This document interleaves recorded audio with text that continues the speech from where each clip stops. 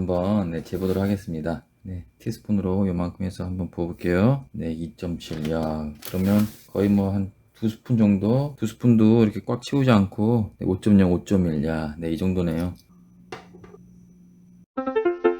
참고적으로 말씀드리면 저나트륨 혈증 해가지고 요게 나트륨 섭취를 적게 해서 저염식을 해서 이렇게 오는 그 병증으로 생각을 하실 수도 있는데, 저나트륨 혈증은 나트륨 섭취를 적게 해서 생긴 그런 병증이라기보다는 몸 안에 그 농도의 문제가 생겨서 그런 거거든요. 나트륨 섭취가 적어서 저나트륨 혈증이 오는 경우는 극히 드문 경우인데, 예를 들면 영양실조, 극단적인 다이어트로 나트륨뿐만이 아니고 다른 영양소도 다 부족한 상태, 그런 경우나 아니면 알코올 중독이신 분들이 안주도 안 드시고 계속 이제 술만 드시고, 그리고 또 깨서 또 물도 들이키시고, 그렇게 하시는 분들을 제외하면 나트륨 섭취가 적어서 저나트륨 혈증이 오는 경우는 정말로 드물고요. 또 보통 수분이 몸에 많아져서 저나트륨 혈증이 온다고 생각하실 수도 있는데, 그것도 맞긴 한데요. 그 수분이 많아져서 오는 경우도 있지만, 오히려 몸에 수분이 적어졌는데도 나트륨의 그 농도는 더 떨어져서 그래서 오는 경우가 있고, 그리고 나트륨이 늘어났는데도 불구하고 수분이 더 많이 늘어나서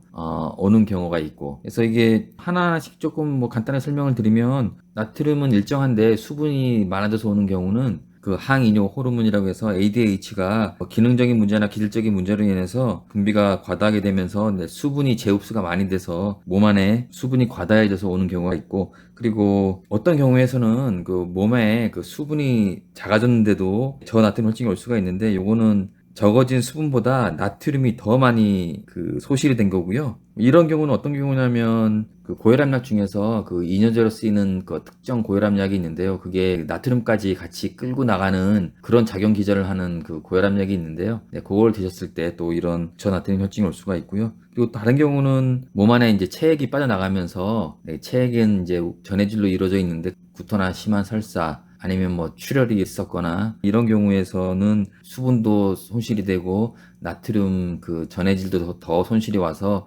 몸에 수분도 적은데 나트륨이 더 많이 적어진 경우고요.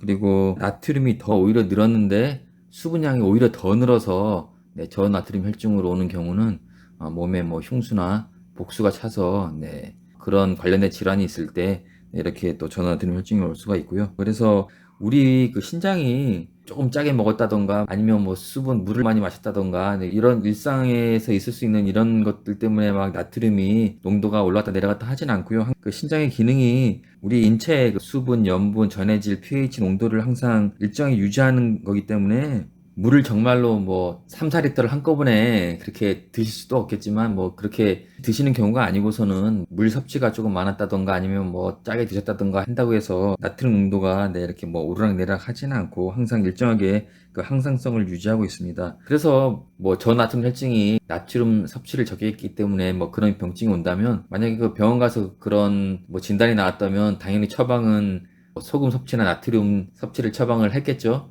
그런데 물 섭취를 제한한다거나, 아니면 이제 이뇨제를 써서 수분 배출을 돕는 게 대부분의 치료고, 정말로 의식 소실이 있거나, 아니면 신경학적 병증이 동반돼서 심각한 정도의 중증 증상이 나타났을 때, 그때는 이제 나트륨이 포함된 수액을 주사를 하기도 하는데, 이런 경우에도 속도를 굉장히 늦추면서 천천히 왜냐면 갑자기 그 변화가 크게 오면 또 다른 문제들이 생길 수가 있기 때문에, 그래서 계속 이제 피 검사를 하면서 그렇게 서서히 올리는 그런 치료를 하고 있는데, 그래서 저나트륨 혈증이라고 해서 나트륨 섭취가 적기 때문에 그런 병이 왔다고 그런 오해를 하시기보다는, 다른 원인이 있기 때문에 의사들의 지시에 따라서 이렇게 치료를 하시면 되겠습니다.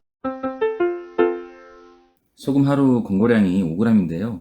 5g 이상 먹으면 안 된다고 그렇게 스트레스를 받으시기보다는, 하루 5g 소금은 그 생체 활성을 위해서 꼭 섭취를 해야 된다고 그렇게 생각하시면 좋겠고요. 그래서 너무 짜지 않게 드시는 것도 중요하지만, 극단적 저염식도 이렇게 좋지 않기 때문에 권고량은 꼭 섭취를 해야 한다고 생각하시면 좋겠습니다. 그럼 건강 잘 챙기시고요. 다음에 또 다른 내용으로 찾아뵙도록 하겠습니다. 시청해주셔서 대단히 감사합니다.